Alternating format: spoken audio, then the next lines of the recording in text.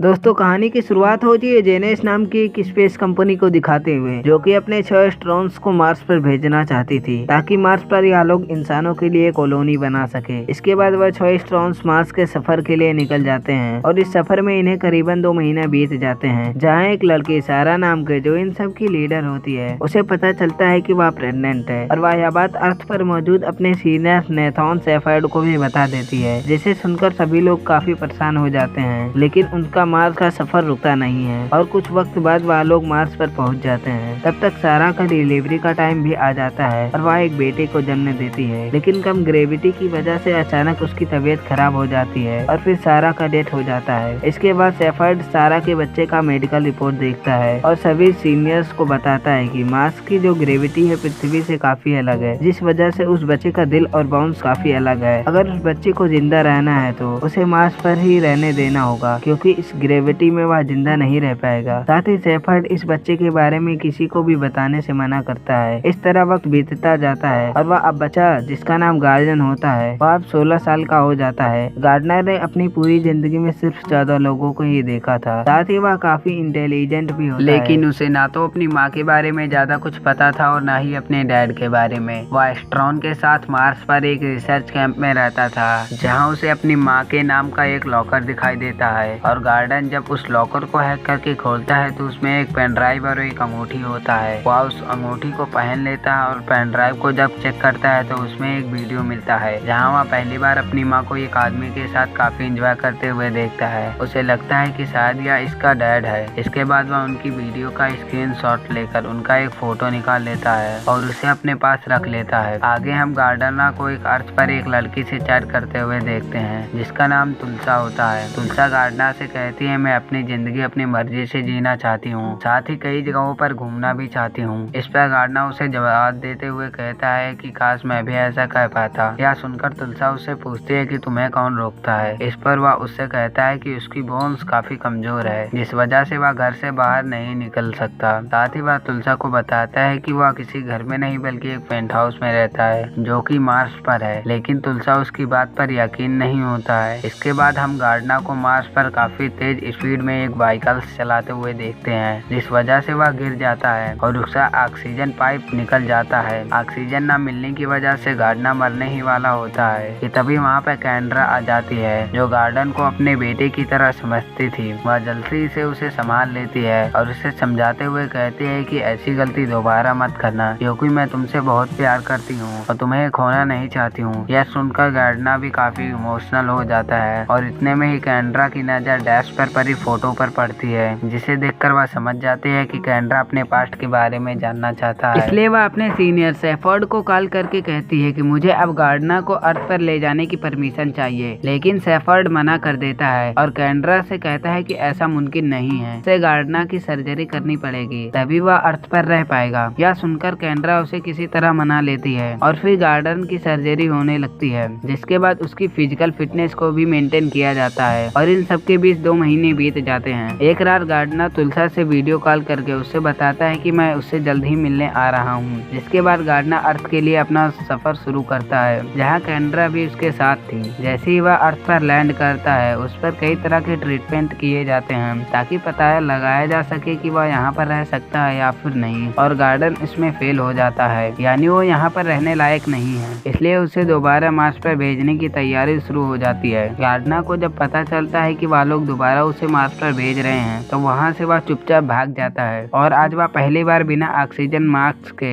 खुले आसमान के नीचे घूम रहा था। यह देखकर वह बहुत खुश होता है। इसी दौरान बारिश भी होने लगती है। गार्डनर पहली बार बारिश में एंजॉय करता है। वहीं हम कैंड्रा को गार्डनर के लिए बहुत परेशान देखते हैं। तभी उसे याद आता है कि गार्डनर तुलसा नाम की एक लड़की से बात करती है, इसलिए वह शेफर्ड को लेकर गार्डनर को तुरंत ढूंढने के लिए निकल जाती है। वहीं दूसरी तरफ गार्डनर तुलसा से मिलने के लिए उसके कॉलेज पहुंच जाता है, जहां वो तुलसा को देखकर उसका नाम पुकारता है। पहले तो वह उसे नहीं पहचान पाती है, लेकिन जब गार्डनर अपना नाम बताता है तो वह उसे जोरदार से एक थप्पड़ मारती है और उससे कहती है कि तुम पिछले 7 महीने से कहाँ गायब थे। इसके बाद वह दोनों एक दूसरे को गले लगाते हैं और गार्डनर तुलसा के साथ उसके क्लासरूम में आ जाता है, जहाँ वो उसे देखता ही रहता है। इसी दौरान टीचर उस स्टूडेंट से एक सवाल पूछते हैं कि बल्ब और टेलीफोन का खोज किसने किया था। इस पर तुलसा एडिसन का नाम बताती जाती है। तभी गार्डनर कहता है एडिसन ने करंट बनाया था और निकोबाल टेस्ट ने इलेक्ट्रॉनिक करंट बनाया था। यह सुनकर सभी स्टूडेंट उसके लिए ताली बजाने लगते हैं और गार्डनर बहुत खुश होता है। जब क्लास खत्म हो जाता है तब तुलसा उससे पूछती है आखिर तुम कहाँ से आए हो। इस पर कैंड्रा मार्स का नाम लेती है। यह सुनकर तुलसा हंसने लगती है और उसकी बात पर यकीन नहीं करती है। जिसके बाद गार्डनर उसे बताता है कि जब मैं पैदा हुआ था तो मेरी माँ का डेथ हो गया था और अब मैं अपने डैड को ढूंढने के लिए यहाँ पर आया हूँ। साथ ही वह तुलसा से यह भी कहता है कि वो यहाँ पर नया है और यहाँ पर वो किसी को भी नहीं जानता है। फिर वह उसे अपने डैड की फोटो दिखाता है, जिसके बाद तुलसा भी उसकी हेल्प करने के लिए राजी हो जाती है और वह दोनों कैंड्रा के डैड को ढूंढने के लिए निकल जाते हैं। लेकिन उन्हें ढूंढने से पहले वह दोनों तुलसा के घर आते हैं, जहाँ से तुलसा कुछ पैसे लेती है। इतने में वहाँ पर कैंड्रा और शेफर्ड दोनों आ जाते हैं और कैंड्रा गार्डन से वापस चलने के लिए कहती है क्योंकि इसकी तबीयत खराब हो सकती थी, पर वह उसकी एक बात भी नहीं सुनता है और कैंड्रा से कहता है कि मैं अपने डैड को ढूंढने के लिए जा रहा हूँ। इतना कहकर वो वहाँ से भाग जाता है और उसको पकड़ने के लिए कैंड्रा भी उसके पीछे जाती है। इतने में ही शेफर्ड कार लेकर कैंड्रा का पीछा करता है, लेकिन तभी वहाँ पर तुलसा एक हेलीकॉप्टर लेकर आ जाती है और कैंड्रा को अपने साथ ले जाती है। पर तुलसा को यह अच्छी तरह चलाना नहीं आता था। इतने में ही हेलीकॉप्टर का फ्यूल खत्म हो जाता है, जिस वजह से वह लोग डगमगाने लगते हैं और सामने एक गोदाम से टकराने वाला होता है। इससे पहले वह दोनों प्लेन से कूद जाते हैं, जिसके बाद उनका हेलीकॉप्टर गोदाम से जाकर टकरा जाता है और एक बहुत बड़ा ब्लास्ट होता है। यह ब्लास्ट देखने के बाद कैंड्रा और शेफर्ड दोनों बहुत ज्यादा डर जाते हैं। उन्हें लगता है कि कैंड्रा इस ब्लास्ट में मारा गया है, लेकिन वह जब वहाँ पर आकर जांच करते हैं तो उन्हें पता चलता है कि वह लोग हेलीकॉप्टर से पहले ही कूद गए थे और अब वो यहाँ से भाग चुके हैं। इधर कैंड्रा और तुलसा एक कार किराए पर लेकर अपने आगे का सफर तय करते हैं। रास्ते में गार्डनर को एक घोड़ा दिखाई देता है, जिसे देखकर वह बहुत ज्यादा डर जाता है। तुलसा जब गार्डनर को इन सब बातों को नोटिस करती है तो उसे काफी अजीब लगता है और उसे अभी भी यकीन नहीं था कि गार्डनर मार्स से आया है। वही गार्डनर के पास अपनी डैड का फोटो तो था, लेकिन उसके पास उनका एड्रेस नहीं है और गार्डनर के पास अपनी मॉम का एक रिंग था, जिसे वह तुलसा को दिखाता है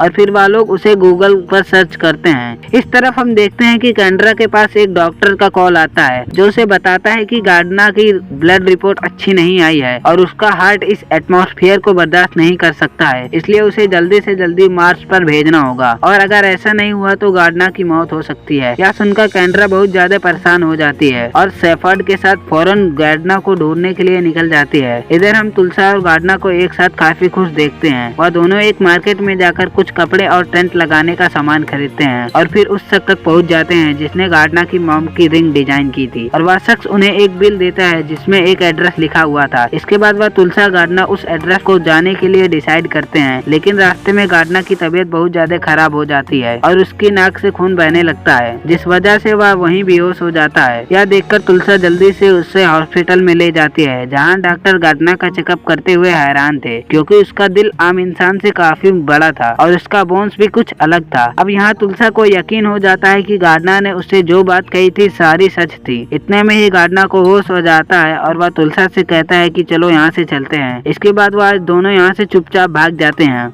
और इस एड्रेस पर पहुँच जाते हैं जो उस शख्स ने उन्हें दिया था। इसके बाद गार्डनर को घर के अंदर वही आदमी बैठा हुआ मिलता है जो कि इसको मॉम के साथ फोटो में था। गार्डनर उसे देखकर बहुत खुश होता है क्योंकि उसे लगता है कि वही इसका डैड है और जल्दी से उसे फोटो दिखाता है और बताता है कि सारा मेरी माँ है और मुझे जन्म देते वक्त उनका डेथ हो गया था। पर वह गार्डनर से कहता है कि सारा का डेथ एक एक्सीडेंट डेथ था। यह सुनकर गार्डनर मना करता है, वो कहता है कि नहीं यह सच नहीं है और मैं ही आपका बेटा हूँ। वह शख्स गुस्से में पुलिस को कॉल करने लगता है तो तुलसा उसे रोकती है और उससे कहती है कि यह इस प्लेनेट पर किसी को भी नहीं जानता है, यह सिर्फ तुमसे मिलने के लिए इतनी दूर से आया है। इस पर वह शख्स उसे कहता है कि सारा मेरी बहन थी। यह सुनकर तुलसा एकदम शौक हो जाती है और अब वह पीछे मुड़कर देखती है तो गार्डनर वहाँ पर नहीं होता है। वह जल्दी से बीच पर जाकर गार्डनर को बताती है कि वह तुम्हारे डैड नहीं बल्कि वह तुम्हारे अंकल है। यह सुनकर गार्डनर तुलसा से कहता है कि मैं अपनी मॉम को महसूस कर सकता हूँ क्योंकि यह वही जगह है जहाँ पर मेरी माँ वीडियो में थी। अब मैं यहीं पर मरना चाहता हूँ। इतना कहकर वह समुद्र में के अंदर चला जाता है, पर तभी वहाँ पर शेफर्ड और कैंड्रा दोनों आकर उसे बचा लेते हैं। उसकी हालत देखकर शेफर्ड बहुत रोता है। इसके बाद कैंड्रा शेफर्ड से पूछता है कि मेरी माँ कैसी थी। इस पर वह उसे बताता है कि वह हमारी लीडर थी और एक महान साइंटिस्ट थी। यह सुनकर गार्डनर समझ जाता है और शेफर्ड से कहता है कि तुम ही मेरे डैड हो ना। इस पर शेफर्ड हाँ में जवाब देता है। इतने में ही वहाँ पर एम्बुलेंस भी आ जाती है, जिसके बाद गार्डनर को एम्बुलेंस में बैठाकर एयरपोर्ट की तरफ ले जाया जाता है जहाँ एक खास प्लेन मौजूद था। फिर वह गार्डनर को उस प्लेन में बैठाकर उड़ाना शुरू करते हैं ताकि वह ग्रेविटी से दूर जा सके।